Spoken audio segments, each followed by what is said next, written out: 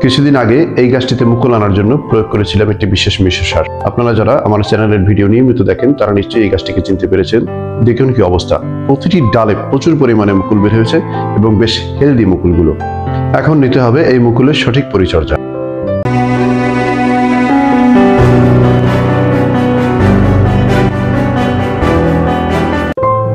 বিগত 2 বছর ধরে এই আমের গাছটিতে কিন্তু একেবারেই মুকুল আসেনি। এবছর মাত্র কিছুদিন আগে মুকুল আসার জন্য এটি বিশেষ মিশ্র সার প্রয়োগ করেছিলাম।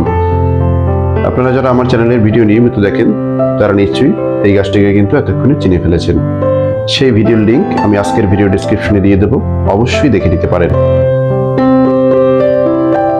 সেই বিশেষ মিশ্র সারটি যদি আপনি সময় মতো আপনার ঘুমিয়ে থাকা আম গাছে প্রয়োগ করতে পারেন, আপনার আম গাছটিতেও কিন্তু প্রচুর পরিমাণে হেলদি মুকুলে ভরে যাবে। তবে অবশ্যই এখানে মনে রাখতে হবে আম গাছটির কিন্তু মুকুল দেওয়ার জন্য যথেষ্ট বয়স হতে হবে। গ্রাফটিং করা আমের চারাগুলিতে কিন্তু খুব ছোট বয়সেই মুকুল এসে যায়। মনের ভুলেও কখনো সেই ছোট গাছ থেকে মুকুল নিতে যাবেন না, কেননা ছোট গাছ থেকে মুকুল নিলে গাছ কিন্তু নষ্ট হয়ে যাওয়ার সম্ভাবনা সব থেকে বেশি থাকে। ছোট গাছে যদি মুকুল এসে যায় তাহলে মুকুলগুলি ফুটে যাবার পরে সেই মুকুলগুলি কিন্তু আপনাকে অবশ্যই ভেঙে দিতে হবে। পরিণত আম গাছের লিকলিকে সরু ডালগুলিতেও কিন্তু মুকুল চলে আসে, সেই মুকুলগুলিও কিন্তু আপনি ভেঙে দিবেন। ভালো পরিমাণে আম নিতে চাইলে আপনাকে অবশ্যই মোটা ডালে যে মুকুলগুলি রয়েছে সেই মুকুলগুলি রেখে দিয়ে তার সঠিক যত্ন এবং পরিচর্যা আপনাকে নিতে হবে। অধিক ফলনের আশায় কোনো অবস্থাতেই সরু লিকলিকে ডালে কিন্তু মুকুল রাখবেন না এবং তাতে আমও নেওয়ার চেষ্টা করবেন না, তাতে আপনার আম গাছটা কিন্তু নষ্ট হয়ে যেতে পারে। আমার ছাদ বাগানের সবগুলো আম গাছে মুকুল চলে এসেছে। অপরিণত যে আম গাছগুলিতে মুকুল চলে এসেছে সেই আম গাছগুলির মুকুল কিন্তু আমি ভেঙে দেবো। আপনারা চাইলে সেই ভিডিও আমি চ্যানেলে আপলোড করে দেব।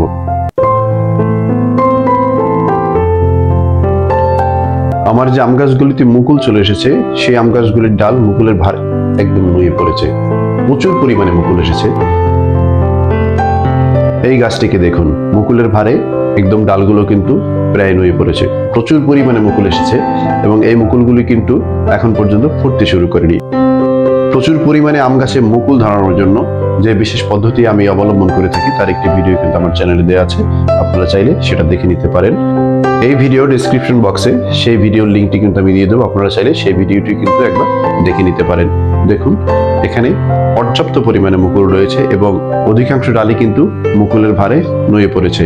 এবার বলি আসল কথা, অর্থাৎ এই মুকুল ফুটতে শুরু করেছে এবং কিছু কিছু গাছে কিন্তু এখন আমের গুটিও দাঁড়াতে শুরু করেছে। ঠিক এই অবস্থাতে বেশ কিছু কাজ একেবারেই করা যাবে না। আপনি যদি ভুলেও সেই কাজগুলি করে থাকেন তাহলে কিন্তু আপনার আম গাছে মারাত্মক ক্ষতি হবে এবং এই যে গুটি দাঁড়িয়েছে সেই গুটিগুলি কিন্তু এমনিতেই ঝরে যাবে। এই সময়টাতে কোনো অবস্থাতেই গাছ রিপোর্টিং করা একেবারেই যাবে না। দ্বিতীয়ত, এই সময়টাতে গাছের গোড়া খুঁচিয়ে কোনো রকম কোনো সার ব্যবহার করা যাবে না। তৃতীয়ত, এই সময়টাতে নাইট্রোজেনযুক্ত কোনো সার গাছে স্প্রেও করা যাবে না এবং ফুল যখন ফুটতে শুরু করে তখন কিন্তু সব ধরনের স্প্রে আপনার বন্ধ রাখতে হবে। গাছের মাটিতে পর্যাপ্ত পরিমাণ ময়েশ্চার ধরে রাখার জন্য পরিমিত মাত্রায় পানি দিতে হবে।